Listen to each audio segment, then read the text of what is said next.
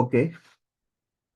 ఈరోజు మనము శ్రీ బాలా త్రిపుర సుందరి దేవి అమ్మ జ్యోతిష్య ఆలయం ఈ ప్లాట్ఫామ్ కింద సహజంగా సోమవారం సాయంత్రం 8 గంటలకు జ్యోతిష్య క్లాస్ నేను సాయంత్రం 8 గంటలకి జూమ్లో అండ్ వాట్సాప్ గ్రూప్లో పెడతా ఉంటాను. కానీ ఈరోజు కొంచెం మంగళవారం కొంచెం హ్యాపీగా ఉంది కాబట్టి ఈరోజు కూడా క్లాస్ పెడదాం. సో ఈరోజు ఏంటంటే మనకి జనరల్గా జ్యోతిష్యంలో వివాహ జ్యోతిష్యం అంటే వాళ్ళు ఏమనుకుంటున్నారు అంటే ఈ రకంగా 12 బాక్సులు చూపిస్తారు. ఈ 12 బాక్సుల్లో ఒకటి అంటే మేషము 2, వృషభము 3, మిథునము 4, కర్కరాశి 5, సింహరాశి 6, కన్యారాశి 7 తులారాశి 8 వృశ్చికము 9 ధనస్సు 10 మకరము 11 కుంభరాశి 12 మీనరాశి. ఇట్లా ఒక 12 రాసులు. ఈ రాశి నంబర్లు మారవు. రాశి నంబర్లు ఎప్పుడూ మారవు.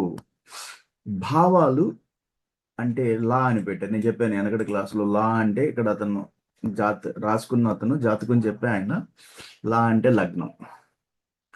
బాబు జాతకురాలు పుట్టిన సమయానికి ఏ లగ్నం వస్తుంది అంటే కుంభలగ్నం. 2 స్టార్లు వేసారు కొంతమంది 2 గీతలు రాస్తారు. వాళ్ళకి కావాల్సిన ఏదో ఒక సింబల్ పెడతాడు. అంటే దాన్ని బట్టి అది లగ్నం అని తెలుసుకోవడానికి ఇది చాలా ఇంపార్టెంట్. సో తర్వాత ఇక్కడ నుంచి మీకేం వస్తుంది అంటే మొదటి భావం అనేది స్టార్ట్ అవుతుంది. రాసులు ఇవే మేషరాశి వృషభ రాశి అవి మారవు. మేషరాశి వృషభ రాశి ఈ రాశి నంబర్లో మారవు. అయితే మారేది ఏంటంటే ప్రతి ఒక్కరికి లగ్నాన్ని బట్టి స్థానాలు మారుతూ ఉంటాయి. లగ్నాన్ని బట్టి ఇతని లగ్నం కుంభలగ్నం పడింది, సో 2వ స్థానం వచ్చేసి మీనరాశి అవుద్ది. సో ఇంకొకరికి లగ్నాన్ని బట్టి మీనరాశి 2వ స్థానం కాకుండా వేరేది అవ్వచ్చు. సో నేనేం చెప్తున్నానంటే జాతకాలు చూసేవాళ్ళు ఈ 12 బాక్సులు వేసి ఇందులో గ్రహాలు రాసి జాతకం చెప్పటము తప్పు. అది అసలు జ్యోతిష్యం కాదు. ఎందుకంటే ఈ 12 బాక్సుల్లో వేసిన గ్రహాలు ఎన్ని డిగ్రీల్లో ఉన్నాయి అన్నది చాలా ఇంపార్టెంట్.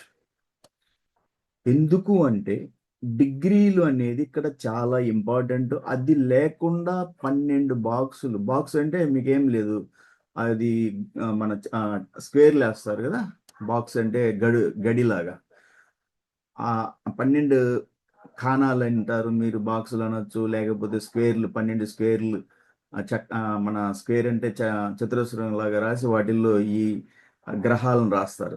దాన్నే మన D1 చార్ట్ అని చెప్పాను. D1 చార్ట్ అనొచ్చు, లగ్న చార్ట్ అనొచ్చు, జోడియాక్ చార్ట్ అనొచ్చు, రాశి కుండలు అనొచ్చు, పోతే లగ్న కుండలి అనొచ్చు, జన్మ కుండలి ఇన్ని పేర్లన్నీ నాటల్ చార్ట్ అంటారు ఇంగ్లీష్లో, అసెండెంట్ చార్ట్. వీటన్ని పేర్లు కూడా ఈ రాశి చక్రం D1 చార్ట్కి అంటారు. అయితే నేను చూస్తుంది ఏంటంటే చిల్లర జ్యోతిష్యంలో ఈ 12 బాక్సుల గ్రహాలు రాసేసి వాళ్ళు 5లో పుత్రస్థానంలో రాహు ఉన్నాడు, 7వ స్థానంలో కుజుడు ఉన్నాడు, ఇట్లా చెప్తా ఉంటారు. అది తప్పు అవుతుంది జ్యోతిష్యం, అసలు చిల్లర జ్యోతిష్యం. తర్వాత నేను వివాహానికి ఒక D1 చార్ట్ అంటే లగ్న చక్రం, నేను చెప్పాను జన్మకుండలు రాసి అన్నిటి పేర్లు ఒకటి, అదే చూస్తా చెప్తా ఉంటారు. అది చాలా రాంగ్. అసలు D1తో పాటు D9 చార్ట్ కూడా చూడాలి. సార్ D9 చార్ట్ ఏంటి అంటే నవాంశ చక్రం. అంటే ఇక్కడ రాశిలో 30 డిగ్రీలు చూస్తాము. నవాంశ చక్రంలో నవ అంటే 9, అంశ అంటే డిగ్రీ. 9వ డిగ్రీ అంటే 30 డిగ్రీలని 9 చేత భాగిస్తే 3 డిగ్రీల 20 నిమిషాలు వస్తుంది. అంత తక్కువలో మనము అనలైజ్ చేయొచ్చు అనమాట. సో అసలు జనరల్గా ఏమంటారంటే D1 చార్ట్ మనకి ఏమి ఇస్తుందో D9 చార్ట్ దాన్ని మనం అనుభవిస్తాం అని చెప్తుంది. అంటే what the D1 will give we will enjoy in the D9 అని. జీవితంలో D1 చార్ట్ మనకి ఏమి ఇస్తుందో దాన్ని మనం D9 చార్ట్ ద్వారా ఎలా అనుభవిస్తాము అనేది తెలుసుకోవచ్చు. అందుకని వివాహానికి ముఖ్యంగా D9 చార్ట్ చాలా ఇంపార్టెంట్. నేను నా క్లాస్ రికార్డ్ అయ్యి గ్రూపుల్లో పెట్టి మీరందరూ చూస్తే అందులో వివాహ జ్యోతిష్యం అనే విషయంలో ఈరోజు జరుగుతున్నటువంటి దారుణాతి దారుణమైన జ్యోతిష్యాన్ని మీరందరూ తెలుసుకుంటారని నేను ఈ ప్రయత్నాలు చేస్తా ఉన్నాను. మీకు ఒక జాతక చక్రం వేసి ఇస్తారు. ఆ జాతక చక్రంలో ఏమి ఇస్తారు? రాసి 1, 2, 3 అట్లా 4, 12 రాసి అందులో పలానా మీ బాబు జాతక చక్రంలో గ్రహాలు ఈ రకంగా ఉన్నారని చెప్తారు. మీరు అడగండి అప్పుడు, సార్ ఉన్నారు రైట్, ఎన్ని డిగ్రీల్లో ఉన్నాడు, ఆ గ్రహం ఎంత బలంగా ఉంది, మా బాబు చాటులో ఏ ఏ గ్రహాలు బలంగా ఉన్నాయి, ఏ ఏ గ్రహాలు బలహీనంగా ఉన్నాయి. అప్పుడు అతను చెప్పి మళ్ళీ మీ చేత అక్కడ కూడా గేమ్ ఆడతారు. మళ్ళీ ఇట్లా మీరు అడిగారంటే మీ దాంట్లో బాబుకి పలానా గ్రహం బలంగా లేదు, వీక్గా ఉంది, పూజలు చేయించాలి, 25,000 50,000 ఇవ్వండి అంటారు. నో, అది తప్పు అవుతుంది. డబ్బులు ఇవ్వాల్సిన అవసరం లేదు. ఎందుకంటే గ్రహాలు ఎప్పుడు డబ్బులు అడగరు మిమ్మల్ని. మనం ఎలా దైవాన్ని పూజిస్తామో అలాగే గ్రహాలను కూడా, గ్రహ స్తోత్రాలు ఉంటాయి, స్తోత్ర పఠనం చేయండి, దానాలు అలాంటివి చేయండి. ఆ గ్రహాలకు అధిపతులైన దేవతల దగ్గరికి వెళ్ళండి. కుజుడికి అధిపతి సుబ్రహ్మణ్యేశ్వర స్వామి, పోతే మనకి శనీశ్వరుడికి రాహుకేతువులకి మనకి పరమశివుడు, ఎక్కడైనా శివాలయం, ముఖ్యంగా ఎక్కువగా శ్రీకాళహస్తి అలా వెళ్తారు. సో అలా వెళ్ళండి, అంతేగాని భయపడమాకండి. ఈ చెప్పే జ్యోతిష్యం అంతా మీ వాళ్ళు చెప్పే జ్యోతిష్యం చాలా తప్పు. నేను చెప్తూ మరి ఎట్లా రైట్ అంటే నేను మొదటి నుంచి మీకు చెప్తున్నాను. వివాహ జ్యోతిష్యం అంటే 3 గంటలు పడుతుంది. మళ్ళీ ముహూర్తం పెట్టాలి అంటే అది ఏ శుభముహూర్తం, వివాహం కావచ్చు, గృహప్రవేశం కావచ్చు, గృహారంభం కావచ్చు, బిజినెస్ కావచ్చు, ఏ శుభముహూర్తం పెట్టాలో ముహూర్త జ్యోతిష్యం, అది మళ్ళీ సపరేట్ టాపిక్. దానికి మళ్ళీ సపరేట్ టైం ఉంటుంది, పెట్టాల్సి వస్తుంది, అంత టైం తీసుకోవాల్సి వస్తుంది. ఈ రోజు పరిగెడుతో ఇల్లు రోజుకి 50 మంది చాట్లు అలా చూసి ఇలా ఇల్లిక పిల్లి పాము అయిపోయింది, రాశి కాలంలో తీసేయండి, షష్టాష్టమైన తీసేయండి, ఇట్లా అంటారు. అది చాలా రాంగ్. సరే, అందుకని నేను చాలా ఎఫర్ట్స్ పెట్టి అర్థం చేసుకోండి. జ్యోతిష్యంలో, వివాహ జ్యోతిష్యంలో ఇద్దరు చార్టులు కావాలి అంటే ముఖ్యంగా కావాల్సిన 3 మనకి విషయాలు వాళ్ళు మనకి క్లియర్గా ఇవ్వగలగాలి తల్లిదండ్రులు. 1, పుట్టిన డేట్. 2, సమయం, సెకండ్స్తో సహా ఇస్తే చాలా గొప్ప విషయం. ఎందుకంటే నేను వాసు యాదవ్ మిరియం ఒంగోలు ఎక్కువగా కృష్ణమూర్తి పద్ధతులు ఎక్కువ లైక్ చేస్తాను. నేను కేపీ సబ్లాడ్ నిన్న కూడా చెప్పాను. నిన్న ఒక బాబు వాళ్ళు నిన్న జ్యోతిష్యం క్లాస్ జరుగుతూ ఉంది. సో ఆయన వచ్చేసి వాళ్ళు చూడమన్నాడు, పెళ్ళి ఎప్పుడు జరుగుద్ది అంటే ఒక టైం స్లాట్ కూడా ఇచ్చాను. నేను కృష్ణమూర్తి పద్ధతి, వేదిక పద్ధతి 2 అనలైజ్ చేసి ఒక టైం స్లాట్ ఇచ్చాను. ఈ టైం స్లాట్లో మీరు మ్యారేజ్కి చేసుకోండి. ఎందుకంటే ఆ టైంలో ఆ బాబు చాట్లో 7వ భావాన్ని బలంగా సిగ్నిఫై చేస్తున్న గురు శని సమయం మహాదశలో, భుక్తిలో, అంతర్దశలో ఈ 2026 మార్చి నుంచి వాళ్ళకి టైము నేను ఇచ్చున్నాను. మార్చి ఏ టైం అంటే అది కూడా చెప్తున్నాను. ఎందుకంటే ఆ టైంలో ఈ 2026 మార్చి 24 నుంచి చంద్ర మహాదశలో, బుధ భుక్తిలో, గురు అంతర్దశ ఈ 24 మార్చి 2026లో స్టార్ట్ అవుతుంది. అక్కడ నుంచి మళ్ళీ అది 31 మే 2026 దాకా ఈ గురు అంతర్దశ ఉంటుంది. ఓకే, మళ్ళీ 1 జూన్ నుంచి 2026 నుంచి 22 ఆగస్టు దాకా శని అంతర్దశ ఉంటుంది. అంటే చంద్రమహాదశలో, బుధ భుక్తిలో ఈ గురు శని అంతర్దశ. ఈ 2 ఎందుకు ఇచ్చాను అంటే ఈ ఇద్దరు కూడా ఆ బాబు కృష్ణమూర్తి పద్ధతిలో నాకు ఇష్టమైన కేపీ చార్ట్ అనాలిసిస్లో 7వ భావం, వివాహ భావానికి వీళ్ళిద్దరూ కూడా చాలా స్ట్రాంగ్ సిగ్నిఫికేటర్స్గా, అది కూడా ఏలో ఉన్నారు. నేను చెప్పాను కృష్ణమూర్తి పద్ధతి చెప్పేటప్పుడు, కృష్ణమూర్తి పద్ధతులు మీకు చెప్పాలి అన్నప్పుడు నేను కొంచెం ఇక్కడికి వెళ్తాను, చూపిస్తాను. అంటే మీకు చెప్పకుండా ఇప్పుడు మీకు ఇది వచ్చేసి మనకి చార్టు, దీన్ని వేదిక్ చార్ట్ అంటారు. వేదిక్ ప్రకారంగా వేసే చార్ట్ ఇది D9 చార్ట్. ఇది చాలా ఇంపార్టెంట్ అని చెప్పాను. ఇది చూడాలి నెక్స్ట్లో. తర్వాత కృష్ణమూర్తి పద్ధతిలో ఇంట్రెస్ట్ ఉన్న వాళ్ళు కేపీలో నేను చెప్పాను డిగ్రీలు కూడా ఉంటాయి కేపీ చార్ట్లో. పోతే కృష్ణమూర్తి పద్ధతి ప్రకారం ఈ బాబుకి భావ నేను చెప్పాను, ఆ బాబుకి చెప్పాను 7వ భావంలో, ఇది రికార్డ్ అవుతుంది క్లాసు, ఇది వీడియో పెట్టినప్పుడు చూడండి. 7వ భావం అంటే కలత్ర స్థానం అంటారు, అదే భార్యాభర్త స్థానం. అక్కడ గురు శనులు ఏ కింద. ప్రధాన కారకులు అంటే ఏ, బలమైన కారకులు అంటే బి. అంటే ప్రధాన కారకులు అంటే 100% స్ట్రాంగ్గా వాళ్ళు ఆ ఆ టాస్క్కి, ఇప్పుడు 7వ స్థానం అంటే వివాహ స్థానం, ఆ టాస్క్కి వాళ్ళు చాలా స్ట్రాంగ్గా పనిచేస్తున్నారు అన్నమాట. సో బలమైన కారకులు అంటే బి అంటారు దీన్ని, దీనిలో 75%. సామాన్య కారకులు అంటే సి, సి అంటే 50% అండి. బలహీన కారకులు అంటే డి, 25%.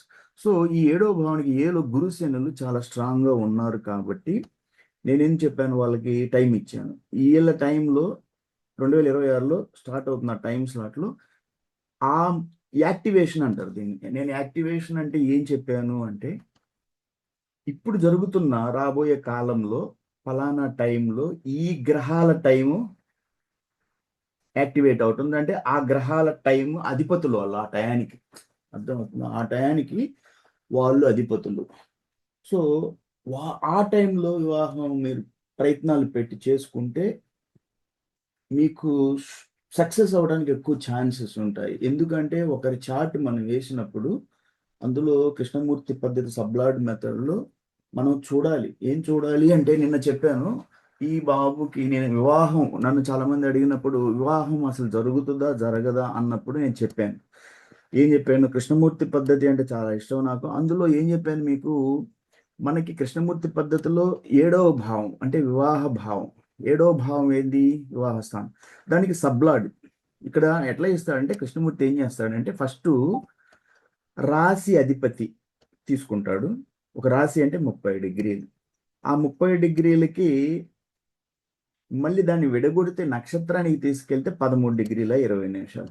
దాన్ని కూడా సబ్లాడ్స్ అంటే ఇంకా తక్కువలో 2 డిగ్రీలు, వాళ్ళ వింశోత్తరి దశని బట్టి. నేను చెప్పాను వింశోత్తరి దశ అంటే 120 సంవత్సరాల మనిషి జీవితం అని.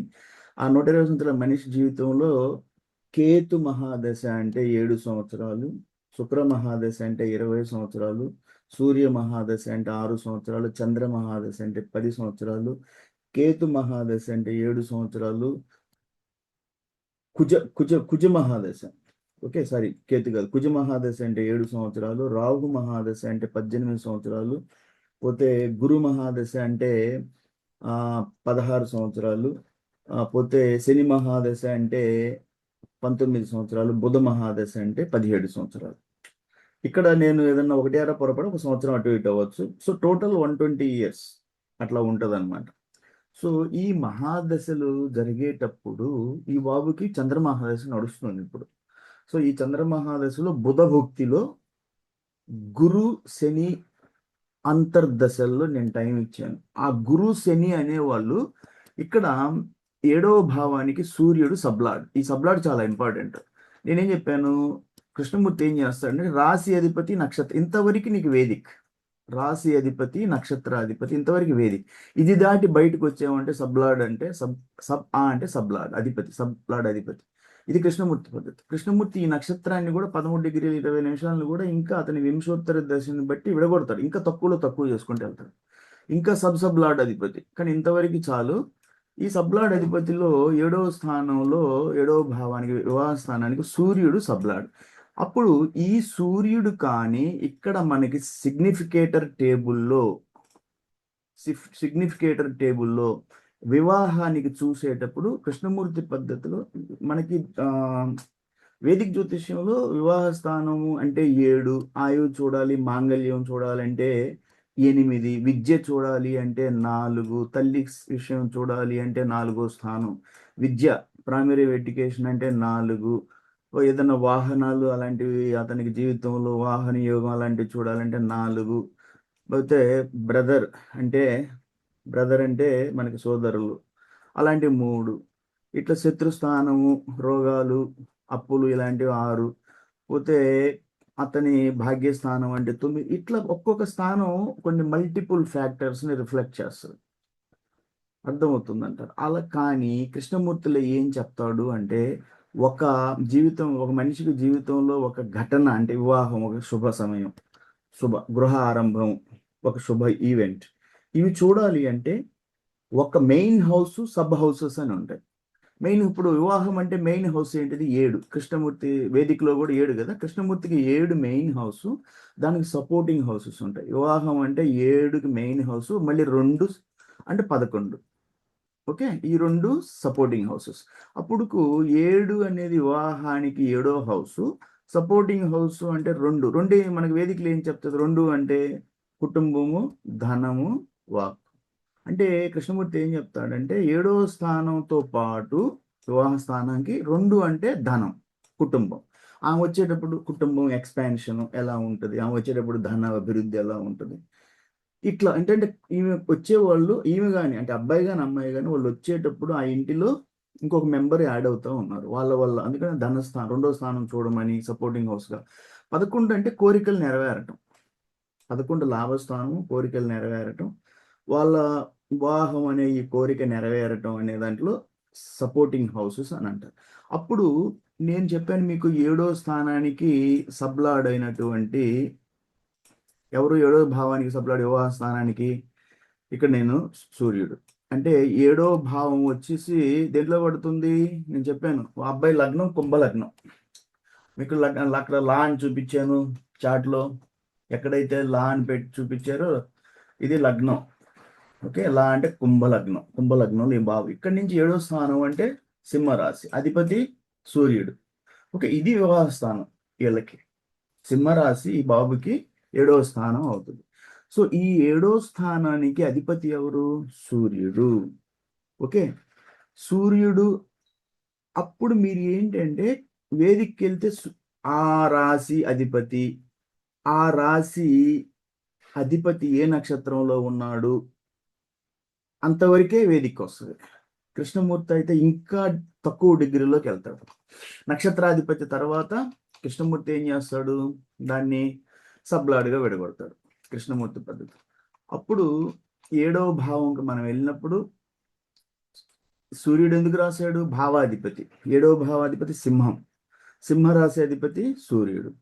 అప్పుడు ఈ సూర్యుడు 7వ భావానికి నక్షత్రాధిపతి. ఈ సూర్యుడు ఎక్కడైతే ఉన్నాడో, ఏ నక్షత్రంలో ఉన్నాడో ఆ నక్షత్రానికి అధిపతి కేతు. ఓకే, తర్వాత ఆ నక్షత్రంలో ఉన్నటువంటి గ్రహం సబ్లాడ్ అంటారు సూర్యుడు. సో ఈ సూర్యుడు మనకి ఇక్కడ సబ్లాడ్ సిగ్నిఫికేటర్ టేబుల్లో చూసుకున్నప్పుడు, సిగ్నిఫికేటర్ టేబుల్లో 7వ భావానికి కానీ 7వ భావానికి సిగ్నిఫికేటర్గా ఆ సూర్యుడు ఉన్నాడు.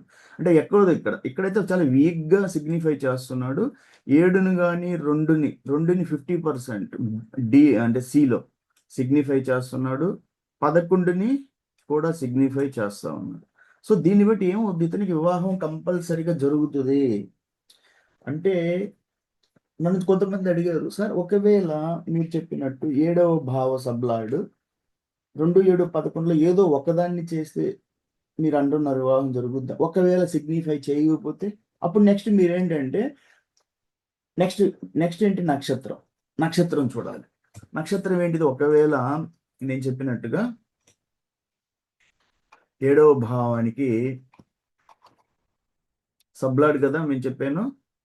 అక్కడ వచ్చేసి 7వ భావానికి సబ్లాడ్ సూర్యుడు.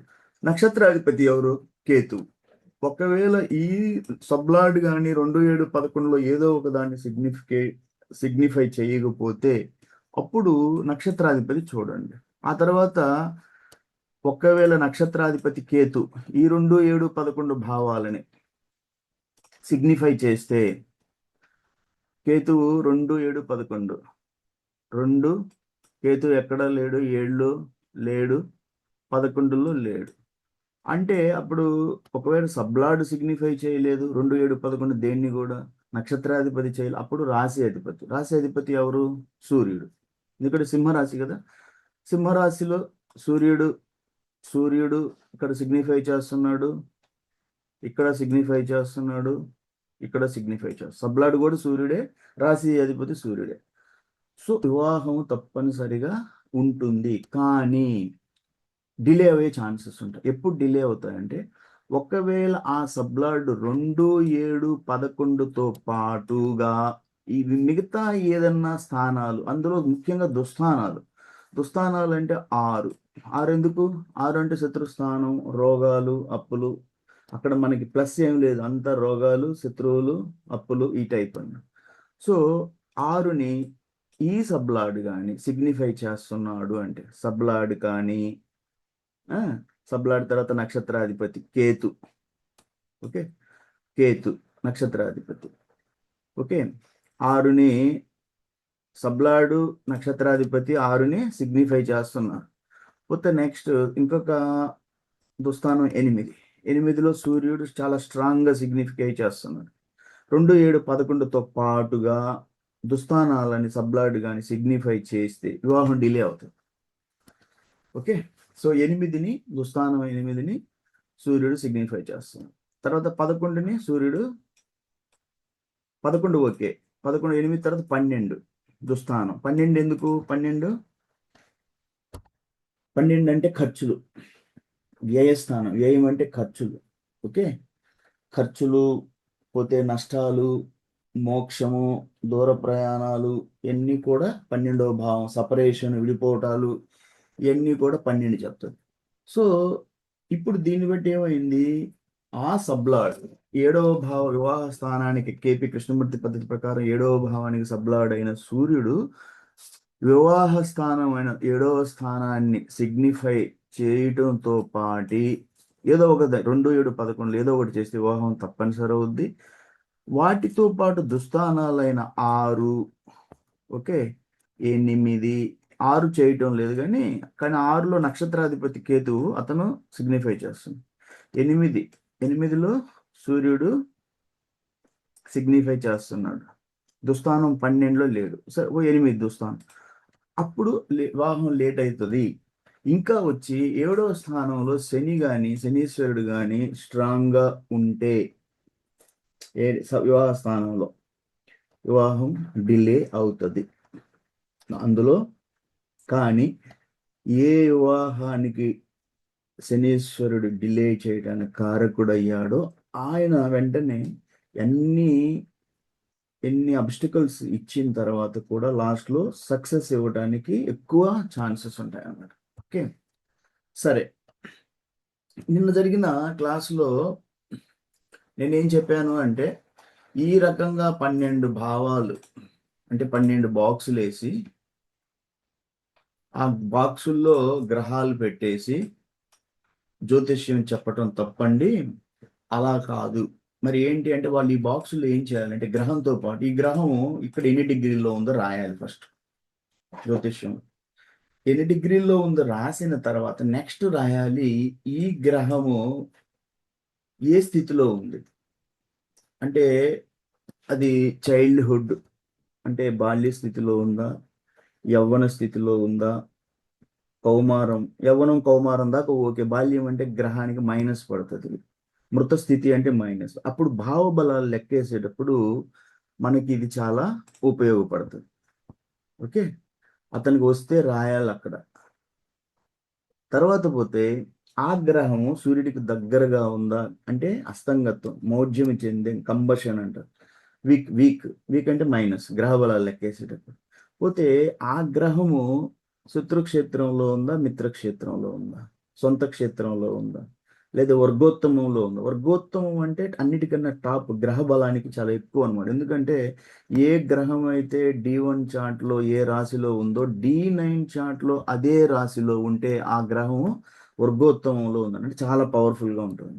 ఇప్పుడు చూద్దాం, ఈ రాశి ఇక్కడ ఉన్నటువంటి గ్రహాలు ఏమన్నా, కేతువు వృషభంలో ఉన్నాడు, కుజుడు కర్క రాశిలో ఉన్నాడు, చంద్రుడు సింహంలో ఉన్నాడు, గురువు కన్యలో ఉన్నాడు, సూర్య బుధులు వృశ్చికంలో రాహుతో ఉన్నాడు, శుక్రుడు ధనుసులో ఉన్నాడు, మకరంలో శని ఉన్నాడు. సో ఇక్కడ ఏదైనా గ్రహం, రాహు అన్ని చేంజ్ అయిపోయినాయి. ఏదైనా గ్రహం అదే రాశిలో ఉంటే సూర్య చంద్రులు మనకి కర్కలో ఉన్నారు. ఇక్కడ కర్కలో ఎవరు ఉన్నారు? కుజుడు ఉన్నాడు. సో ఇక్కడ కుజుడు ఇక్కడ వర్గోత్తమం చెందాడు. కుజుడు అక్కడ ఉన్న ఏ గ్రహం అయితే ఇక్కడ అదే D1లో ఏ దేంట్లో ఉందో అదే ఇక్కడ ఉంది అంటే వర్గోత్తమం అంటారు. దీన్ని 2 రకాలుగా తీసుకోవచ్చు. ఏంటంటే ఈ చార్ట్లో కుజుడు కర్క రాశిలో ఉన్నప్పుడు మనం ఏమంటాం, నీచ స్థితి అంటాం, అంటే గ్రహం చాలా వీక్ అయింది అంటాం. అదే D9 చార్ట్లో వచ్చేసి కూడా అక్కడే ఉన్నాడు. ఓకే, ఇది వర్గోత్తమ స్థితి అంటారు. వర్గోత్తమం అంటే ఇది నీచ్. జనరల్గా ఏమంటే ఈ పొజిషన్ని అక్కడ నీచ స్థితి, ఇక్కడ కూడా నీచ స్థితి. జనరల్గా అప్పుడు ఏమొస్తుందంటే మనం దాన్ని ప్లస్ ఇవ్వడానికి కుదరదు, ఎందుకంటే అక్కడ నీచ స్థితి ఉంది, ఇక్కడ నీచ స్థితి ఉంది, అట్లా అన్నమాట. సో నెక్స్ట్ వచ్చేసి ఇంకా మీరు ఏం చెప్పాలి ఈ చార్టుల్లో చూసేటప్పుడు, ఇక్కడ రాయాల్సి వస్తుంది సొంత క్షేత్రమా మిత్రక్షేత్రమా, లేదు అంటే శత్రుక్షేత్రంలో ఉందా, వర్గోత్తమంలో ఉందా, ఇట్లా అన్నీ మీరు చార్టుల్లో డిగ్రీలతో పాటు రాయాలి. నాకు తెలుసు అది చాలా కఠినమైన పని అని, కానీ వివాహ జ్యోతిష్యం అంటే తప్పదు. బాక్సులు వేసి గ్రహాలు పెట్టేసి, సరే ఎవరన్నా క్లాస్కి వచ్చారా, మీకు ఏమైనా డౌట్లు ఉన్నాయా వివాహ జ్యోతిష్యంలో? ఎవరు వచ్చారు క్లాస్లో, ఎవరున్నారు? ఉన్నారా? నమస్తే, ఎవరు? జ్యోతిష్యమా? ఏమైనా డౌట్లు ఉన్నాయా జ్యోతిష్యం? విశాఖపట్నం హరికృష్ణ, ఎలా ఉన్నావు? బాగున్నాను. మీరు మీ మదర్కి మీకు చాలా జ్యోతిష్యం బాగా చూస్తారు, అందుకని నా క్లాసులు విపరీతంగా పెడతా ఉన్నాను. నేను 2 గంటలు క్లాస్ పెట్టాను, అది అన్ని రికార్డ్ చేసి శ్రీ బాలా త్రిపుర సుందరి దేవి అమ్మ జ్యోతిష్యాలయం దీంట్లో నేను పోస్ట్ చేస్తూ ఉంటాను.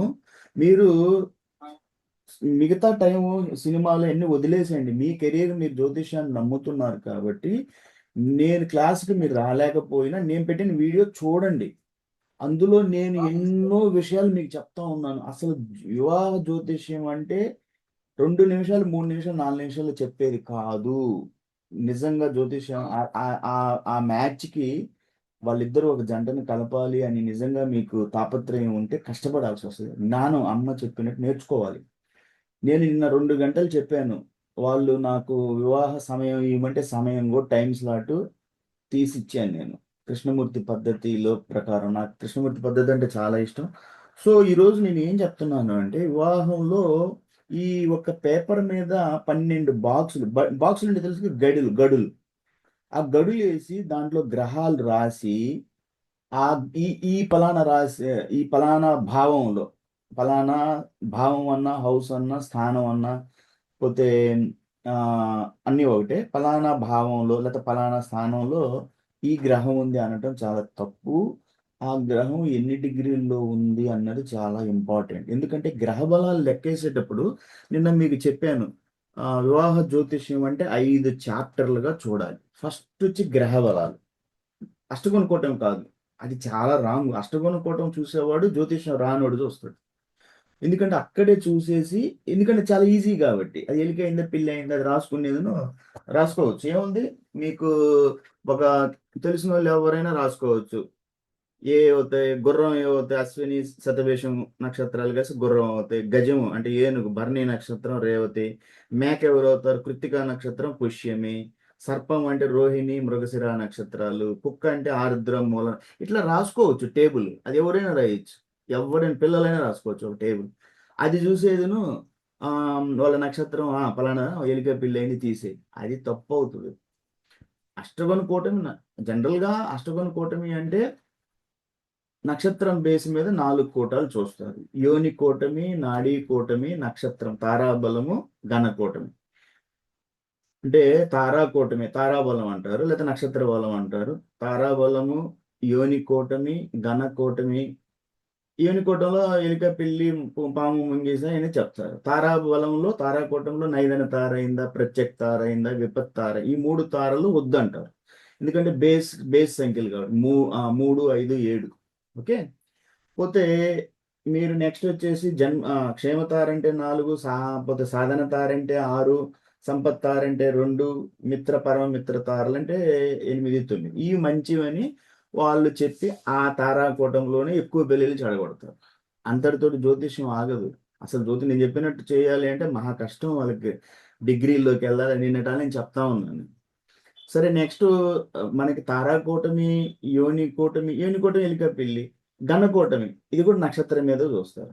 అంటే పలానా నక్షత్రం అయితే ఎవరు రాక్షస గణమా దేవగణమా మనిషి, అది కూడా రాసి పెట్టుకోవచ్చు ఈజీగా. 27 నక్షత్రాలు ఏ గణంలోకి వస్తాయి. అశ్లేష నక్షత్రం దేంట్లోకి వస్తుంది, రాక్షస గణం వస్తుంది. రాసి పెట్టుకోవచ్చు, ఇదేం పెద్ద సమస్య కాదు. రాసేది చూసేదేమో ఇది అమ్మాయి రాక్షస గణం అయింది, అబ్బాయి దేవగణం అయిపోయింది, తీసేయి. అది తప్పది అసలు. నెక్స్ట్ వచ్చేసి నక్షత్రం మీద చూసేది నాడీ కూటమి. నాడి అంటే 3 నాడులు ఉంటాయి, ఆది నాడి, అంచె నాడి, మధ్య నాడి. వీళ్ళు ఏమంటారు, అమ్మాయి అబ్బాయి ఒకే నాడి కిందకి రాకూడదు, ఆదికి రాకూడదు, లేకపోతే అంచె నాకు రాకూడదు, మధ్యకి రాకూడదు, ఇద్దరు ఒకే నాడిలో ఉండకూడదు, అయితే ఏకనాడి తీసేస్తారు. నో, అలా తీయకూడదు. అసలు లోపలికి వెళ్ళాలి, జాతక చక్రంలోకి వెళ్ళి నేను చెప్పినట్టుగా ఫస్ట్ చాప్టర్ గ్రహ బలాలు. దీంట్లో మీరు ఇద్దరి చార్ట్లో గ్రహాలు ఎంత బలంగా ఉన్నాయి చూసుకోవాలి. అది చూడాలి అంటే నిన్న నేను చెప్పాను గ్రహ బలాల చాప్టర్లో ఫస్ట్ నేనేం చెప్పాను, నిన్న గ్రహ బలాలు ఎలా చూస్తారు అని లాస్ట్లో నిన్న చేసిన వీడియోలో కూడా నేను చెప్పాను. వాటిల్లో ఏం చెప్పాను, షడ్బలాలు అని ఫస్ట్ అంటారు. షడ్బలాలు నిన్న నేను చెప్పేటప్పుడు 2 గంటల వీడియో జరిగింది. నిన్న ఒక బాబుకి చార్ట్ చూసేటప్పుడు ఫ్రీ క్లాస్గా వచ్చారు, వాళ్ళు అడిగారు, చాలా చూసి చెప్పాను చార్ట్లో. సో గ్రహ బలాలు అనే నేను చెప్పాను, వివాహ జ్యోతిష్యం అంటే 5 చాప్టర్లుగా చూడాలి. గ్రహ బలాలు, భావ బలాలు, 3 యోగాలు, 4 దోషాలు, 5 అష్టగుణపటం చివరిలో చూడాలి. ఇదంతా కష్టపడితే ఒక 3 గంటల పైన పడుతుంది. అప్పుడు ఫస్ట్ గ్రహ బలాలు గ్రహాల బలాబలాలు ఎలా లెక్కేసుకుంటారు. షడ్ బలాలు అంటే దీన్ని ఏమంటారు అంటే, షడ్బలాల్లో 6 ఫోల్డ్ స్ట్రెంగ్త్ అంటారు. అంటే షట్ అంటే 6. ఈ 6 బలాలు చూస్తేనే ఒక గ్రహం ఎంత బలంగా ఉందో తెలుస్తుంది. అందులో ఫస్ట్ వచ్చేది స్థాన బలం. అంటే గ్రహము ఏ స్థానంలో ఉంది, ఎట్లా ఒక రాశిలో అది ఉచ్చ స్థితిలో ఉందంటే చాలా పవర్ఫుల్గా ఉంటుంది. ఓకే, నేను చెప్పాను ప్రతి గ్రహానికి ఉచ్చ నీచ స్థితులు చెప్పాను. ఉదాహరణకి కుజుడికి మకరం ఉచ్చ, ఓకే, అలాగే కుజుడికి కర్కాటకం నీచ, గురువుకి కర్కరాశి ఉచ్చ, నీచ మకరం, ఓకే. అలాగే సూర్యుడికి ఉచ్చ మేషము, నీచ తుల, చంద్రుడికి ఉచ్చ వృషభము, నీచ వృశ్చికం, బుధుడికి ఉచ్చ రాశి కన్య, నీచ రాశి మీన, శుక్రుడికి ఉచ్చ రాశి మీన, నీచ రాశి బుధ. ఇట్లా ప్రతి గ్రహానికి కూడా ఉచ్చ నీచ రాశులు ఉంటాయన్నమాట. సో గ్రహం ఎప్పుడు కూడా, నేను షడ్బలాలు ఏం చెప్తున్నాను, గ్రహ బలాలు లెక్కలకి వివాహ జ్యోతిషం చూసేటప్పుడు గ్రహ బలాల చాప్టర్లో ప్రతి గ్రహము కూడా ఎంత బలంగా ఉందని లెక్కలేసుకునేటప్పుడు 6 బలాలు చూడాలి ఆ గ్రహానికి. స్థాన బలము, ఓకే, డైరెక్షనల్ స్ట్రెంగ్త్, కాల బలము, చేష్టా బలము, నైసర్గిక బలము, దృగ్బలము, ఇట్లా మనం 6 బలాలు చూడాలి. 6లో మొదటి బలము వచ్చేసి స్థాన బలం, చాలా ఇంపార్టెంట్. అంటే గ్రహము ఏ రాశిలో ఉంది, ఏ స్థానంలో ఉంది, దాంట్లో ఎట్లా బలాబలాలు చేస్తాము అంటే, ఉచ్చ స్థితిలో ఉంటే ప్లస్, వర్గోత్తమంలో ఉంది అంటే నేను చెప్పాను D1 చార్ట్లో ఏ రాశిలో ఉందో D9లో కూడా అదే రాశిలో ఉంది, సో వర్గోత్తం చాలా పవర్ఫుల్. నీచ స్థితిలో ఉందా, చాలా వీక్, ఓకే. పోతే సొంత క్షేత్రంలో ఉందా, నేను చెప్పాను సొంత క్షేత్రం ఉన్నప్పుడు మీకు జ్యోతిష్యంలో ఏ రాశులు సొంత క్షేత్రాధిపతి ఉందని చెప్పాను నేను. మేష వృశ్చికాలకి అధిపతి కుజుడు కానీ మేష వృశ్చికాల్లో ఉంటే సొంత రాశుల్లో ఉంటే బలంగా ఉంటాడు. గురువు ధనుర్మేనాలు సొంత రాశులు కాబట్టి సొంత రాశుల్లో ధనుర్మేనాల్లో ఉంటే గురువు బలంగా ఉంటాడు. పోతే మకర కుంభాలకి శని అధిపతి కాబట్టి శనీశ్వరుడు మకర కుంభాల్లో ఉంటే సొంత రాశులు అవుతాయి. పోతే బుధుడికి మిథున కన్యలు సొంత రాశులు, వీటిల్లో కానీ బుధుడు ఉంటే చాలా బలంగా ఉంటాడు. చంద్రుడు కర్కరాశి సొంత రాశి కాబట్టి దాంట్లో ఉంటే బలంగా ఉంటాడు. సూర్యుడు సింహరాశిలో ఉంటే బలంగా ఉంటాడు. సో మనము ఈ రకంగా చూసేటప్పుడు స్థాన బలం మనం చూసేటప్పుడు ఫస్ట్ ఉచ్చ స్థితి చూస్తాము, లేదా ఉచ్చ స్థితి అంటే గ్రహం బలంగా ఉంటుంది, నీచ స్థితిలో చాలా వీక్, దాని ఇంగ్లీష్లో డెబిలిటేటెడ్ అంటారు. ఉచ్చ అంటే మనకి ఎక్సాల్టెడ్ అంటారు. సరే, సొంత క్షేత్రం అంటే చెప్పాను నేను, దాన్ని అంటారు స్వక్షేత్రం. ఫ్రెండ్లీ క్షేత్రం, మిత్ర క్షేత్రమా శత్రుక్షేత్రం. ఇక్కడ ఒక గ్రహము మిత్ర క్షేత్రంలో ఉంటే బలంగా ఉంటుంది. మీకు ఒక చార్ట్ చెప్పారు, రాసుకోండి. నేను ఎప్పుడైనా కావాలంటే అడిగి తీసుకోండి. ప్రతి గ్రహానికి కూడా మిత్రక్షేత్రం ఉంటుంది. ఉదాహరణకి రవి అంటే సూర్యుడికి చంద్రుడు, కుజుడు, గురువు వీళ్ళు మిత్రులు. అంటే చంద్ర రాశి ఏంటిది? కర్క రాశి. అంటే సూర్యుడికి కర్క రాశి, కుజుడి మిత్రుడు కాదు. కుజరాశులు ఏంటివి? మేష, వృశ్చికాలు. గురు రాశి ఏంటిది? ధనుస్సు, మీనాలు. ఈ రాశులు రవికి మిత్రస్థానం. అంటే రవి ఈ కర్క రాశిలో ఉన్న, మేష వృశ్చిక రాశుల్లో ఉన్న, మీన రాశుల్లో ఉన్న ఈ మిత్రక్షేత్రం. అప్పుడేమవుతుందంటే ఆ గ్రహ బలం లెక్కేసేటప్పుడు మనం ప్లస్ వేస్తాం. శత్రుక్షేత్రాలు ఏంటిది? రవికి శుక్ర, శనులు శత్రువులు. అప్పుడు ఒకవేళ రవి శుక్రుడి క్షేత్రాలైనటువంటి వృషభ, తులల్లో ఉన్నాడు అనుకోండి, అది శత్రుక్షేత్రం. అప్పుడు గ్రహ బలాలు లెక్కేసేటప్పుడు మనం ఏం చేస్తామంటే మైనస్ పాయింట్లు వేస్తాం. శని క్షేత్రాలు ఏంటివి? మకర, కుంభాలు. ఒకవేళ రవి సూర్యుడు శని మకర కుంభాల్లో ఉన్నాడు అనుకోండి, అది మైనస్. ఇది మీకు ఇది పెద్ద అన్ని మైండ్లో పెట్టాల్సిన అవసరం లేదు. మీరు నోట్ డౌన్ చేసుకోవచ్చు. బుక్ ఒకటి జ్యోతిష్యం నేర్చుకోవాలంటే బుక్ తయారు చేసుకోండి ప్రాపర్గా. నిజంగా జ్యోతిష్యం చిల్లర జ్యోతిష్యం కాదు.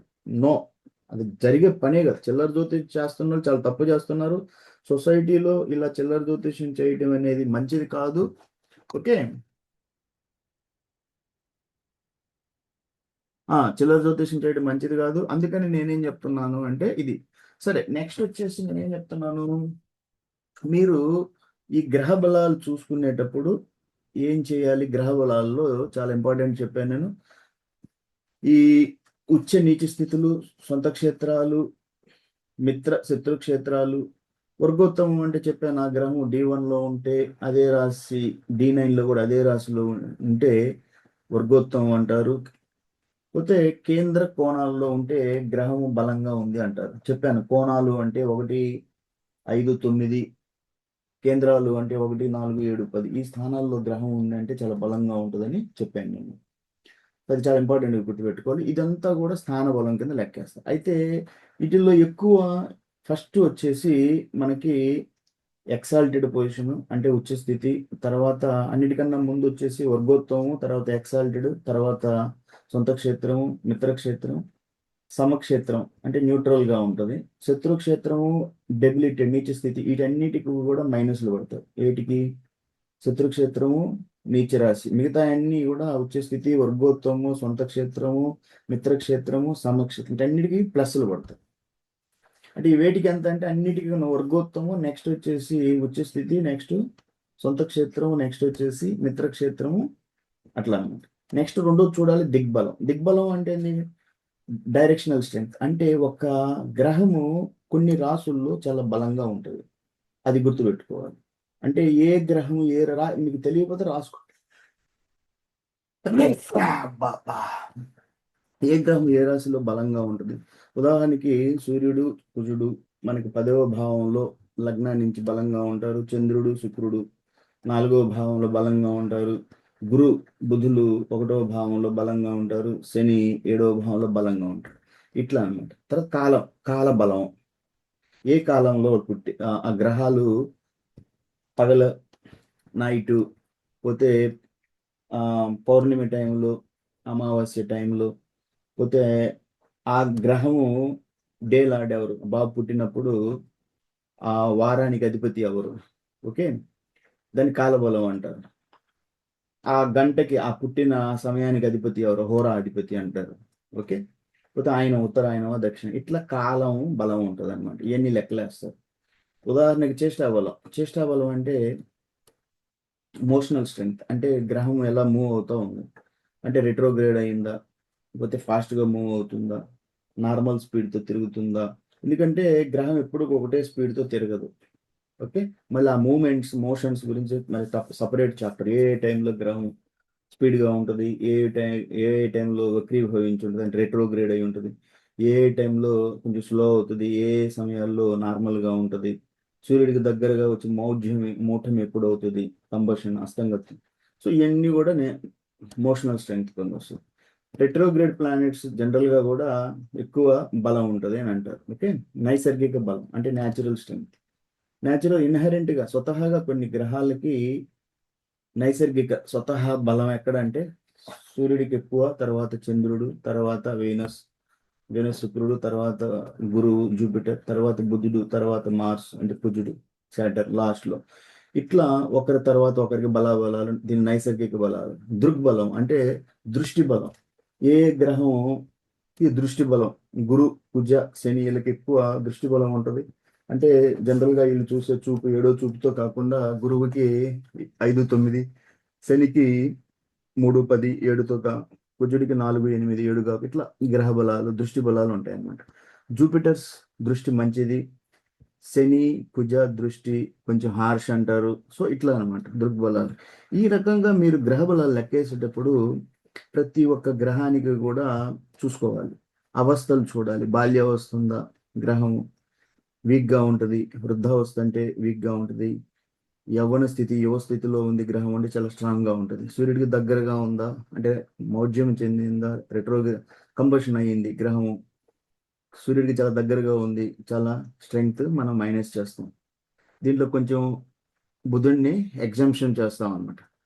సో గ్రహాలకి కంజంక్షన్, ఒక గ్రహము శుభగ్రహాలతో ఉంది, ఓకే, కంజంక్షన్ గ్రహాలతో కలయిక, బెనిఫిక్ శుభగ్రహాలతో ఉంటే ఇంకా పవర్ఫుల్ అవుతుంది, స్ట్రెంగ్త్ ఇంక్రీజ్ అవుతుంది. అదే అశుభ గ్రహాలతోటి పాపగ్రహాలతో కలిసింది అంటే స్ట్రెంగ్త్ డిస్టర్బ్ అవుతుంది.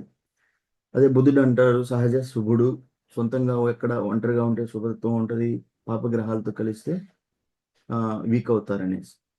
పోతే ఇంకా నెక్స్ట్ వచ్చేసి ఒక గ్రహము ఆ ఫ్రెండ్లీ నక్షత్రం, ఆ నక్షత్రానికి అధిపతి ఎవరవుతారు, ప్రతి నక్షత్రానికి కూడా నేను అధిపతి ఉంటారని ఈ నవగ్రహాలనే రాశులకు ఆధిపత్యం ఇచ్చినప్పుడు, రాశి ఆధిపత్యం ఇచ్చినప్పుడు రాహుకేతువులకు రాశి ఆధిపత్యం లేదు. 9 గ్రహాలలో మిగతా అందరికి 7 గ్రహాలకి రాశి ఆధిపత్యం ఉంది. వాళ్ళలో సూర్య చంద్రులకు ఒక్కొక్క రాశి ఇచ్చారు, మిగతా వాళ్ళకి 2 రాశులు. అలాగే నక్షత్రాధిపత్యం కూడా ఈ గ్రహాలకు ఇచ్చారు. ఇందులో రాహు కేతువులకు కూడా నక్షత్రాధిపత్యం, కానీ రాసుల్లో ఆధిపత్యం లేదు. సో నీకు ఎట్లా చెప్పాను, అశ్విని, మఖ, మూల కేతు నక్షత్రాలు, కేతు అధిపతి. అలాగే భరణి, పుబ్బ, పూర్వాషాఢ వీళ్ళు శుక్ర నక్షత్రాలు. కృత్తిక, ఉత్తర, ఉత్తరాషాఢ, ఓకే, ఇవి వచ్చేసి సూర్య నక్షత్రాలు. ఇట్లా మీకు చెప్పాను, అంటే ఇదే ఆర్డర్ వస్తూ ఉంటుంది అనమాట వరుసగా. కేతు, శుక్ర, సూర్య, చంద్ర, కుజ, రాహు, ఓకే, పోతే గురు, శని, బుధ. ఈ ఆర్డర్లోనే నక్షత్రాలని అలర్ట్ చేస్తారు వరుసగా. మొదటి నవకం, రెండవ నవకం, మూడవ నవకంలో మొదటి నవకంలో మొదటి నక్షత్రం, రెండవ నవకంలో మొదటి నక్షత్రం, మూడవ నవకంలో మొదటి నక్షత్రం, ఈ 3 కూడా కేతుకి ఇచ్చేస్తారు. అట్లాగే ఆర్డర్లు కేతు తర్వాత శుక్రుడికి మొదటి నవకంలో రెండవ నక్షత్రం ఏంటిది, భరణి. రెండవ నవకంలో రెండవ నక్షత్రం పుబ్బా నక్షత్రం అంటే పూర్వ ఫల్గుని. ఇట్లా సో ఇవన్నీ మీరు ఒక గ్రహం వచ్చేసి ఫ్రెండ్లీ నక్షత్రంలో ఉంది అంటే, ఒక నక్షత్రంలో ఉంది, ఒక గ్రహం నక్షత్రానికి దగ్గర, నేను చెప్పాను కదా, గ్రహము ఒక రాశిలో ఉన్నప్పుడు ఏ నక్షత్రానికి దగ్గరగా ఉంది అనేది చూస్తాం. అంతేగాని బాక్స్ వేసి ఆ బాక్స్లో గ్రహం ఉంది అనే కాడికన్నా కూడా, ఇప్పుడు ఉదాహరణకి ఈ చార్ట్లో చెప్పాను, ఈ కేతువు ఎక్కడ ఉన్నాడు, కేతువు 4వ స్థానం గృహస్థానంలో ఉన్నాడు.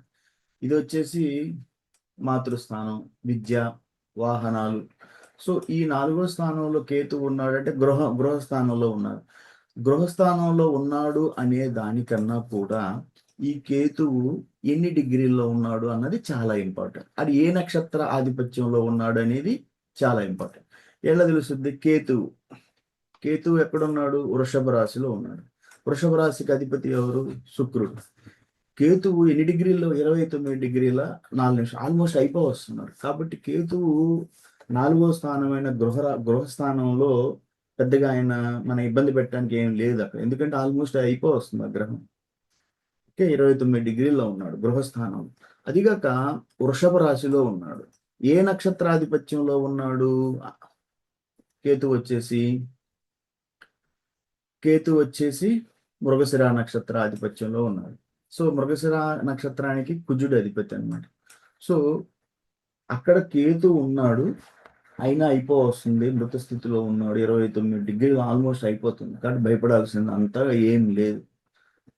ఒకవేళ అతను అయిపోలేదు, యవ్వన స్థితిలో ఉన్నాడు, సో అక్కడ కుజ నక్షత్రాధిపత్యంలో ఉన్నాడు.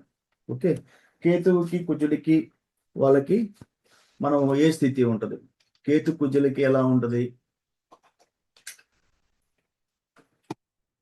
మిత్రక్షేత్రమా శత్రుక్షేత్రమా అవి చూసి మనము వాళ్ళకి చెప్పాలి, కానీ అనవసరంగా అక్కడ ఈ చక్రాలు వేసేసి ఇక్కడ కేతు ఉన్నాడండి అని భయపెట్టకూడదు. డిగ్రీ చూసాను నేను, 29 డిగ్రీలో ఉన్నాడు, పెద్ద భయపడాల్సిన అవసరం లేదు. నెక్స్ట్ వచ్చేసి కుజుడు వచ్చేసి కర్కరాశిలో ఉన్నాడు. కర్కరాశి అంటే నీచ స్థితి. సో ఆల్రెడీ నీచ స్థితి అంటే ఇక్కడ కుజుడు వీక్ అవుతాడని చెప్పాను. అలాంటప్పుడు ఏం చేయాలి, నెక్స్ట్ D9 చాట్లు. ఇక్కడ కుజుడు వీక్ అవుతాడు. రెండోది ఏంటంటే కుజుడు ఎన్ని డిగ్రీల్లో ఉన్నాడు, ఏ ఆధిపత్యంలో ఉన్నాడు. కుజుడు కర్కరాశిలో ఉన్నాడు. కర్కరాశి కుజుడికి అంటే చంద్రుడికి ఇద్దరికి ఫ్రెండ్లీ. ఓకే, పోతే కుజుడు అక్కడ 3 డిగ్రీల్లో ఉన్నాడు, దుస్థానంలో ఉన్నాడు. సో వీక్ అవుతాడు ఆటోమేటిక్గా బలం లెక్కేసేటప్పుడు. నెక్స్ట్ వచ్చేసి మనం ఆటోమేటిక్గా ఎక్కడికి రావాలి, ఆ టైంలో కుజుడు ఏ నక్షత్రాధిపత్యంలో ఉన్నాడు, గురు నక్షత్రాధిపత్యంలో ఉన్నాడు. సో ఇది కొంత ప్లస్ అవుతుంది. అక్కడ గురు నక్షత్రాధిపత్యంలో ఉన్నాడు కాబట్టి, ఎందుకు, గురువు శుభగ్రహం కాబట్టి. సో అతని వీక్ని కొంచెం గురువు నక్షత్రాధిపత్యంలో ఉంటాడు కాబట్టి, గురువు సహజంగా శుభగ్రహం కాబట్టి కుజుడికి ఆ వీక్నెస్ని కొంచెం అంటే ఆ కుజుడికి ఆ వీక్నెస్ రాకుండా కొంచెం గురువు సపోర్ట్గా ఉంటారు. అందుకని ఈ నక్షత్ర కాన్సెప్ట్ చాలా ఇంపార్టెంట్. వీళ్ళు ఒక బాక్సులు వేసి గ్రహాలు వేస్తారే కానీ అక్కడ భయపెడతారే తప్పితే అది నెక్స్ట్ రాశి తర్వాత నక్షత్రాధిపత్యంలోకి వెళ్ళాలి. ఇదే కృష్ణమూర్తి పద్ధతిలో ఇంకా సబ్లాడ్ మెథడ్లోకి వెళ్ళేసి చెప్తాడు అన్నమాట. సో కుజుడు ఆరవ ఎక్కడున్నాడు, 6లో ఉన్నాడు కుజుడు, అంటే దుస్థానంలో ఉన్నాడు, బాల్య స్థితిలో ఉన్నాడు. కర్కరాశి అంటే అతనికి రీచ్ కాబట్టి టోటల్గా వీక్ అయిపోయాడు. కానీ కుజుడు వచ్చేసి ఇక్కడ ఏ రాశి ఆధిపత్యంలో ఉన్నాడు, గురు రాశి పునర్వసు. అప్పుడు గురువుకు దగ్గరలో అంటే గురు రాశి ఆధిపత్యంలో ఉన్నాడు కాబట్టి అతని వీక్నెస్ని అతను కొంచెం తగ్గించడానికి ఛాన్సెస్. ఇట్లా చూడాలి జ్యోతిష్యం అంటే. అంతేగాని చక్రాలు వేసేసి అందులో గ్రహాలు చెప్పి భయపెట్టేస్తే అది జ్యోతిష్యం కాదు. నేను చాలాసార్లు చెప్పాను. తర్వాత పోతే ఇప్పుడు ఒకవేళ కుజుడు నాకు ఇక్కడ వీక్ అవుతున్నాడు, నెక్స్ట్ D9లోకి రావాలి. D9లో ఎక్కడ ఉన్నాడు, సేమ్ రాశిలో ఉన్నాడు. సో అది ఏమొస్తుందంటే కొంచెం వర్గోత్తమ స్థితి అంటారు దీన్ని. దేంట్లో అయితే D1 చార్ట్లో గ్రహము ఏ రాశిలో ఉందో సేమ్ అదే రాశిలో అంటే వర్గోత్తమ స్థితి, ఇక్కడ బలపడే ఛాన్సెస్ ఉంటాయి. ఈవెన్ దో కర్కరాశిలో ఉన్నా కూడా సేమ్ రాశిలో ఉన్నాడు కాబట్టి అది నీచ స్థితి అయినా కూడా బలపడే ఛాన్సెస్ ఉంటాయి. D9 చార్ట్ చాలా ఇంపార్టెంట్ అంతే. ఓకే, ఇట్లా మీరు చూడాలి. పోతే నెక్స్ట్ వచ్చేసి మనం నక్షత్రం, ఒక గ్రహం ఏ నక్షత్రంలో ఉంది, ఆ నక్షత్రాధిపతి వాళ్ళకి మిత్రుడా శత్రువా చూసి మనం ఇంకా డీప్గా చూడొచ్చు. ఒకవేళ 8 నక్షత్రంలో ఉంది అంటే ఆల్రెడీ ఆ గ్రహం వచ్చేసి చాలా అంటే పాపగ్రహము. మళ్ళీ ఒక శత్రువు నక్షత్రంలో ఉంది అంటే ఇంకొంచెం వీక్ అయ్యి అట్లా చెప్పాల్సి వస్తుంది అనమాట. అట్లా చూసుకోవాలి. అంతేగాని మళ్ళీ D9 చార్ట్ రెండింటిని కోరిలేట్ చేసి చూసుకోవాలి. అప్పుడు ఫైనల్ జడ్జిమెంట్లో మనం ఏం చూస్తామంటే గ్రహబలాలు చూసేటప్పుడు మనకి మంచి, నేను చెప్పినట్టు ఈ 6 నేను చెప్పిన చేష్టా బలము, నైసర్గిక బలము, పోతే స్థాన బలము, డైరెక్షనల్ స్ట్రెంగ్త్, ఇట్లా 6 బలాలు షడ్బలాలు చూసి అప్పుడు గ్రహ బలాల్లో మనకి బాగా షడ్బలం మంచి స్కోర్ వస్తుందంటే చూసుకోవచ్చు. తర్వాత D9 నవాంశలో కానీ గ్రహం బాగా ప్లేస్ అయ్యింది, ఒకవేళ D1లో దుస్థానంలో ఉంది, D9లో శుభస్థానాలైనటువంటి 4, 9, 10 9 భాగ్యస్థానం, 10 రాజ్యస్థానం, ఓకే 11 లాభస్థానము, ఇలాంటి వాటిల్లో ఉంది అంటే మనం మంచిగా దాన్ని well placement in D9 chart అంటారు. ఆ గ్రహము ఏ పాపగ్రహాల చేత చూడబడటం లేదు, నాట్ బ్యాడ్లీ అఫ్లిక్టెడ్, అంటే ఏ పాపగ్రహాల చేత చూడబడకుండా ఉంటే మంచిది. పోతే ఆ గ్రహ గ్రహ ఆ గ్రహం వచ్చేసి మన మహాదశ భుక్తి అంతర్దశల్లో యాక్టివేట్ అవుతుంది. యాక్టివేట్ అయ్యేటప్పుడు మనకి చూసుకోవాలి మనం స్ట్రాంగ్గా ఉంటుందా లేదా అనేది.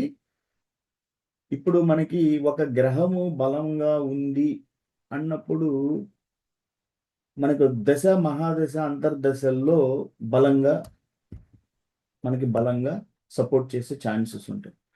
ఏ గల ఏ ఏ గ్రహం అయితే వాళ్ళ చాటుల్లో బలంగా ఉంటుందో అది ఇప్పుడు ప్రజెంట్ జరుగుతున్న మహాదశ భుక్తి అంతర్దశల్లో మీకు పాజిటివ్ రిజల్ట్ సపోర్ట్ చేసే ఛాన్సెస్ ఎక్కువగా ఉంటాయి. ఏ గ్రహం అయితే చార్ట్లో కొంచెం వీక్గా ఉందో అది మహాదశ అంతర్దశ భుక్తుల్లో మనకి కొంచెం సపోర్ట్ చేసే తక్కువగా ఉంటుంది. కాబట్టి మనం ఆ టైంని మనము మన శుభ కార్యక్రమాలకి ఆ సమయంలో తీసుకోకుండా ఉంటే మంచిది.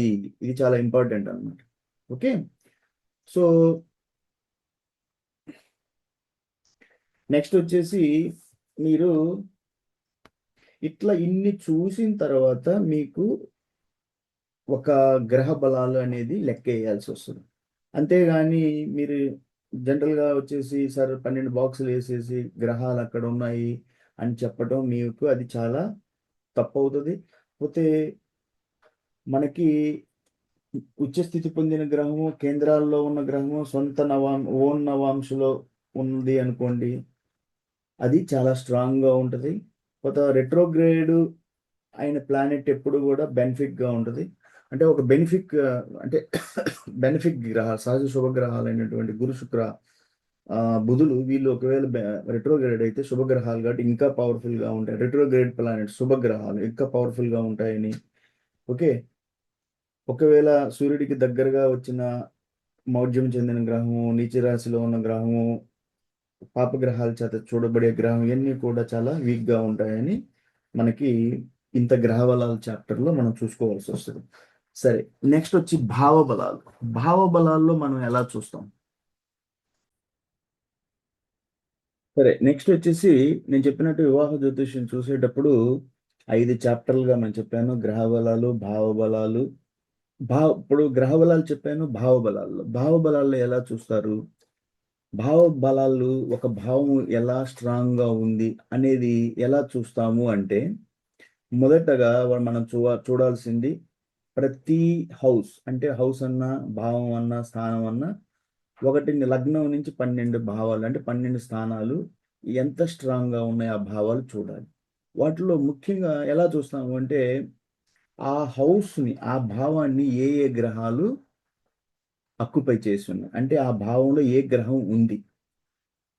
పోతే ఆ భావంలో ఉన్న గ్రహము మళ్ళీ ఆ భావాధిపతి, ఈ రెండు చూస్తాం. అంటే ఒక భావంలో 12 భావాలు చెప్పాను. 12 భావాల్లో భావాధిపతి ఎక్కడున్నాడు, భావాధిపతి వేరే దుస్థానాల్లో ఉన్నాడా, 6, 8, 12లో ఆ భావాధిపతి ఏదైనా శత్రుక్షేత్రంలో ఉన్నాడా, ఆ భావాధిపతి ఏదైనా మిత్రక్షేత్రంలో ఉన్నాడా, ఇట్లా కూడా ఈ భావాధిపతి ఎక్కడన్నా స్ట్రాంగ్గా ఉన్నాడా, మళ్ళీ ఆ భావంలో ఉన్న గ్రహం ఆ భావానికి ఎంత బలం ఇస్తుంది, ఇవన్నీ చూడాలి. పోతే ఆ హౌస్ మీద ఏదైనా గ్రహ దృష్టి, పాపగ్రహ దృష్టి ఉందా, పోతే ఈ నేను చెప్పిన షడ్బలానికి సంబంధించిన అన్ని కూడా ఈ గ్రహాలు ఏదన్నా ప్రభావం చూపిస్తున్నాయా, నేను చెప్పినటువంటి షడ్బలాలు చెప్పిన ఆ ప్రకారంగా ఆ గ్రహం ఆ షడ్బలాల ప్రకారం ఏమైనా వీక్ అవుతుందా. అంటే ఒక ఒక భావాధిపతిని చూసేటప్పుడు ఆ భావాధిపతి ఏ రాశిలో అంటే ఏ స్థానంలో ఉన్నాడు, ఆ స్థానంలో అతని స్థానబలం, చేష్టాబలం, ఆ షడ్బలాలను బట్టి ఆ గ్రహ బలాబలాలు లెక్కేసి ఒక భావానికి సంబంధించిన భావాధిపతి లార్డ్ ఆఫ్ ద హౌస్ బలంగా ఉన్నాడు అంటే అతనికి ఆ భావానికి ప్లస్ పాయింట్లు పడతాయి. పోతే ఆ భావంలో ఉన్నటువంటి గ్రహము ఎలాంటి గ్రహము, శుభగ్రహమా పాపగ్రహమా, ఆ ఆ గ్రహం ఏదన్నా పాపగ్రహం చేత చూడబడుతుందా, ఇట్లా భావాన్ని మనం కూడా లెక్కేస్తాం భావబలాలు. నెక్స్ట్ వచ్చేసి మనకి భావబలాల్లో మెయిన్ ఫార్ములా ఏంటి అంటే, భావబలాలు తెలుసుకోవాలి అంటే, ఒకటి భావాధిపతి బలము. భావాధిపతికి చెప్పినట్టుగా ప్రతి భావ అంటే అధిపతి అంటే గ్రహము ఉంటారు. వాళ్ళకి మళ్ళీ దిగ్బలము, దృగ్బలము, స్థానబలం ఈ మూడు కూడా ఆ భావంలో భావాధిపతికి చూడాలి. దిగ్బలము అంటే నేను చెప్పాను, ఒక్కొక్క గ్రహం ఒక్కొక్క రాశిలో బలంగా ఉంటుంది. దృగ్బలం అంటే ఆ గ్రహానికి ఉన్న దృష్టి బలం. స్థాన బలము అంటే అతను ఆ రాశిలో ఎలా ఉన్నాడు, సొంత క్షేత్రంలో మిత్రక్షేత్రం, ఇట్లా భావాలు క్యాలిక్యులేట్ చేసేటప్పుడు ప్రతి ఒక్కటి మనం క్లియర్గా చూసుకోవాలి. నెక్స్ట్ వచ్చి భావాధిపతి బలం అంటే నేను చెప్పాను, ప్రతి భావానికి అధిపతి ఉంటాడు. అతని భావాధిపతి బలాన్ని ఎలా కౌంట్ చేస్తారని చెప్పాను నేను. దాన్ని మనం ఏమంటారంటే ఆ భావానికి అధిపతి బలం ఎలా క్యాలిక్యులేట్ చేస్తామంటే, ప్రతి భావానికి అధిపతిని మనము గుర్తిస్తాం. ఉదాహరణకి మేష రాశి లగ్నాన్ని నుంచి మేషం వచ్చి సపోజ్ అనుకుందాం, ఒకరి లగ్నం వచ్చేసి ధను లగ్నం, పుత్రస్థానం పంచమ స్థానం వచ్చేసి 5. 5కి ఎవరైతే అధిపతి ఎవరు? కుజుడు. ఆ కుజుడు షడ్బలాలు, నేను చెప్పినట్టు షడ్బలాల కింద ఎట్లా ఉన్నాడు అంటే, నేను చెప్పిన షడ్బలాలన్నీ మీరు లెక్కేసుకోవాలి. అంటే ఉచ్చ స్థితి, నీచ స్థితి, నవాంశలు ఎలా ఉన్నాడు, అస్తంగత్వం అయ్యాడా, ఏదన్నా పాపగ్రహాలు చేత చూడబడ్డాడు, ఇవన్నీ చూసుకోవాలి. వీటన్నిటి ప్రకారం చాలా అన్ని ప్లస్లు పడుతున్నాయంటే ఆ 5వ భావాధిపతి స్ట్రాంగ్ గా ఉన్నాడు కాబట్టి ఆ భావానికి కూడా ప్లస్ అవుతుంది భావబలాలు చూసేటప్పుడు. ఒకవేళ ఆ హౌస్ ఖాళీగా ఉంది, ఏ గ్రహం లేదు, కానీ ఏ గ్రహం లేకపోయినా ఆ అధిపతి బలం చూడాలి. ఓకే, ఒకవేళ భావంలో గ్రహం ఉంది అంటే ఆ గ్రహాధిపతి బలము ప్లస్ ఆ భావాధిపతి బలము, ఆ భావాన్ని చూసే గ్రహాల దృష్టి, ఇవన్నీ కౌంట్ చేసి ఆ భావబలాలు లెక్క చేయాలన్నమాట. ఒకవేళ 7వ లార్డ్ అనుకున్నాం అనుకోండి, 7వ లార్డ్ ఎవరు సపోజ్ అనుకుందాం, ఒక లగ్నానికి 7వ భావంలో ఆ భావానికి లార్డ్ అనుకుందాం వీనస్. అంటే సపోజ్ ఇప్పుడు ధనస్సు కన్నా కూడా మనకి వృచ్చికం అనుకుందాం. వృచ్చిక లగ్నానికి 7వ భావం వచ్చేసి ఏం పడుతుంది? వృచ్చిక లగ్నానికి 7వ భావం అంటే వృషభ రాశి పడుతుంది. వృషభ రాశికి అధిపతి ఎవరు? శుక్రుడు.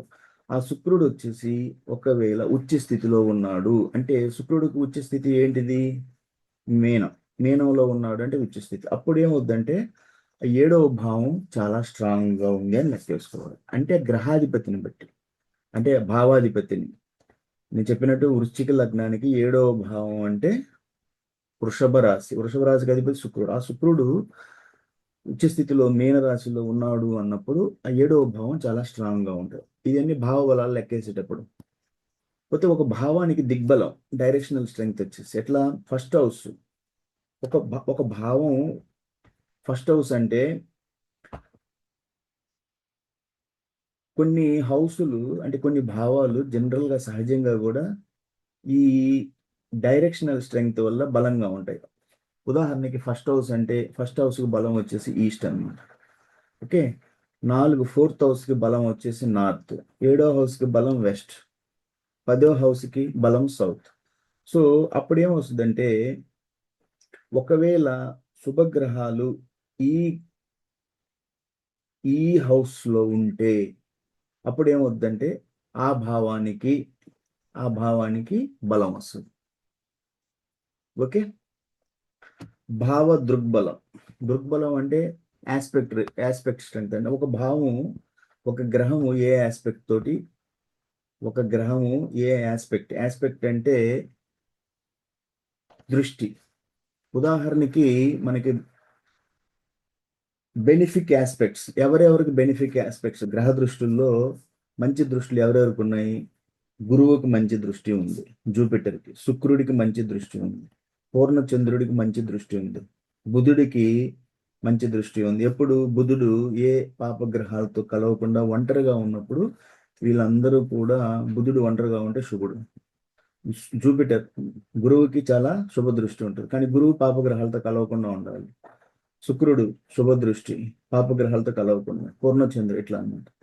సరే, పాప దృష్టి ఎక్కువ ఎవరికి ఉంటుంది? శనీశ్వరుడికి, కుజుడికి, రాహుకేతువులకి, శనీశ్వరుడికి. ఓకే, అప్పుడు మనకేమొస్తుందంటే గురువు 5వ హౌస్ను చూస్తున్నాడు అనుకుందాం. నేను చెప్పాను గురు దృష్టి 5, 7, 9. తన సహజ దృష్టి అని 7 కాకుండా గురువు 5వ భావాన్ని కూడా చూస్తున్నాడు అని. అప్పుడు ఏమొస్తుంది? ఆ భావానికి బలం వస్తుంది. 5వ భావం ఏంటిది? పుత్రస్థానం. ఓకే, సో పుత్రస్థానానికి జూపిటర్ దృష్టి ఉంది. జూపిటర్ అంటే గురు దృష్టి ఉంది అంటారు. అలాగే శనీశ్వరుడు 4th హౌస్ చూస్తున్నాం అనుకున్నాం. శనీశ్వరుడు అంటే జనరల్గా ఏమొస్తుంది? క్రమశిక్షణ కారకుడు.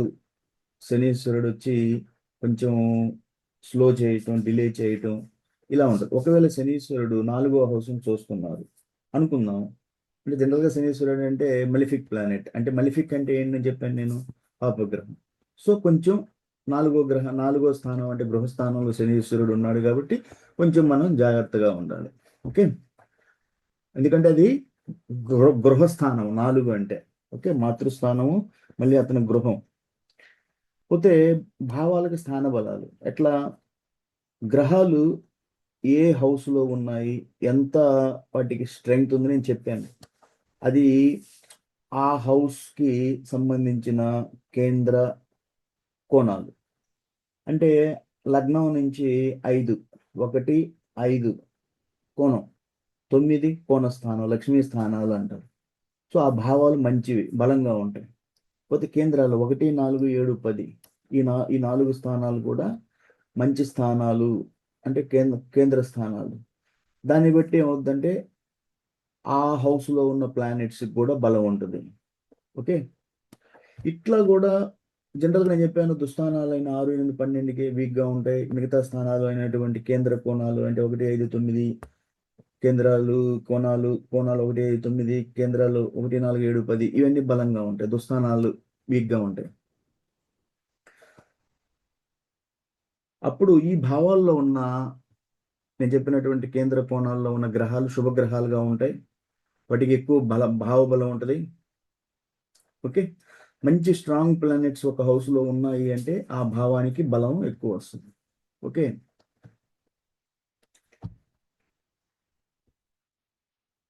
ఇట్లా మీరు భావాలు లెక్కేసుకునేటప్పుడు దశ D9 చార్ట్లో కూడా చూసుకోవాల్సి వస్తుంది. ఈ రెండింటిని కంపేర్ చేసుకుంటా మీరు చెప్పాలి. కానీ కేవలం ఒక చార్ట్ వేసేసి ఆ చార్ట్లో గ్రహాలు ఈ రాశిలో ఉన్నాయి, ఈ రాశిలో ఉన్నాయి, చంద్రుడు ఇక్కడ ఉన్నాడు, గురువు ఇక్కడ ఉన్నాడు అని చూడకూడదు అని మొదట చెప్పాను. నిన్న కూడా చెప్పాను నేను. పోతే గ్రహాలు ఇవన్నీ చూడాలి. డిగ్రీలు చాలా ఇంపార్టెంట్, చూసుకోవాలి.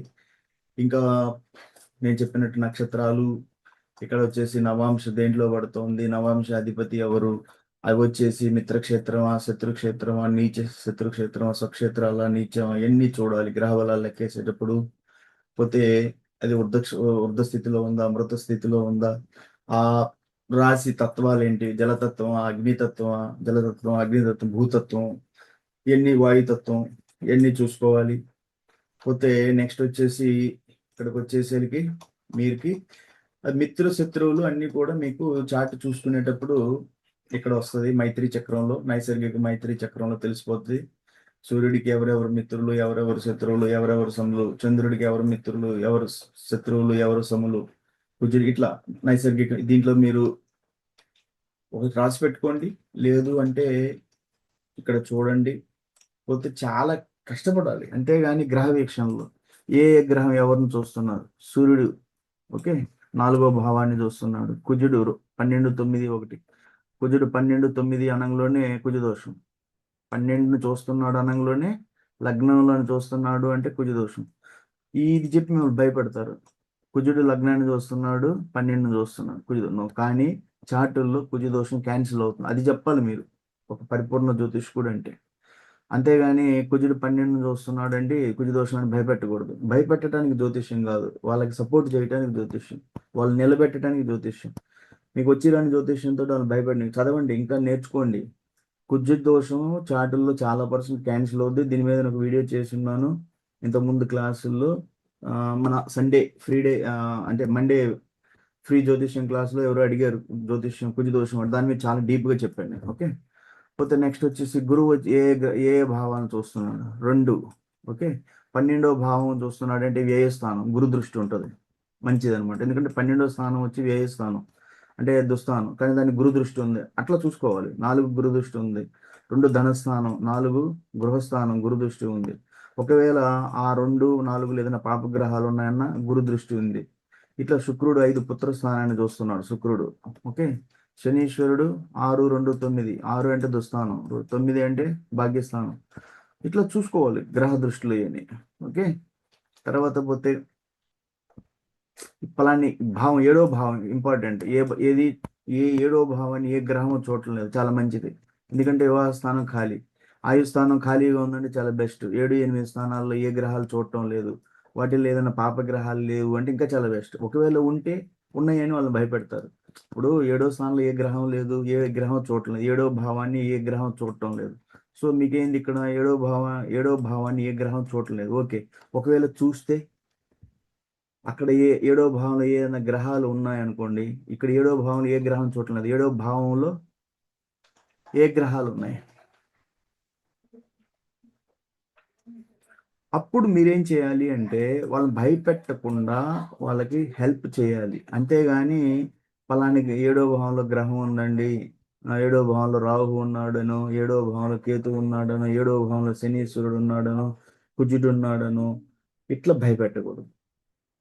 అక్కడ మీరు అనలైజ్ చేయాలి. ఆ గ్రహం ఉంది, ఆ గ్రహం ఎట్లా ఉంది, ఆ గ్రహం మీద ఏదైనా గురు దృష్టి ఉందా, శుభగ్రహ దృష్టి ఉందా, లేదు ఆ గ్రహం ఏదైనా నక్షత్ర ఆ 7వ స్థానంలో ఏ నక్షత్ర ఆధిపత్యానికి దగ్గరగా ఉంది, ఆ నక్షత్రం ఏమన్నా శుభగ్రహమా, లేకపోతే మిత్రక్షేత్రమా, లేదు D9 చాట్లో ఎలా ఉంది, నవాంశ చాట్లో ఇవన్నీ చూడాలి. అంతేగాని 7లో కుజుడు ఉన్నాడండి, 7లో రాహు ఉన్నాడు, 5లో పుత్రస్థానం రాహు ఇట్లా చెప్పకూడదు, భయపెడతాడు.